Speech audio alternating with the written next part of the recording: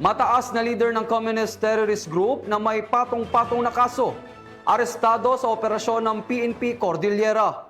Patroluman Maria Ela Garcia, ibalita mo.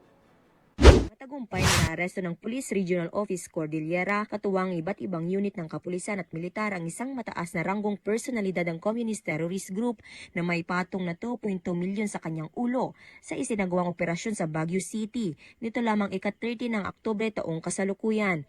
Batay sa ulat, ang naarestong individual ay 68 taong gulang at dating nagsilbing First Deputy Secretary at Head of Education ng Kilusang Larangang Guerrilla Baggas na nakalista sa Periodic Status Report on Threats Groups at kabilang sa DND-DILG Joint Order on Rewards kung saan nakasaad ang 2,200,000 pabuya para sa kanyang pagkakaaresto. Ang suspect ay may kinakaharap na 9 na bilang ng murder, 5 na bilang ng attempted murder at 1 bilang ng frustrated murder na puwang inihain ng iba't ibang regional trial courts sa Kalinga. Na ilan sa mga kasong ito ay walang inirekomendang piyansa dahil sa bigat ng mga akusasyon laban sa kanya.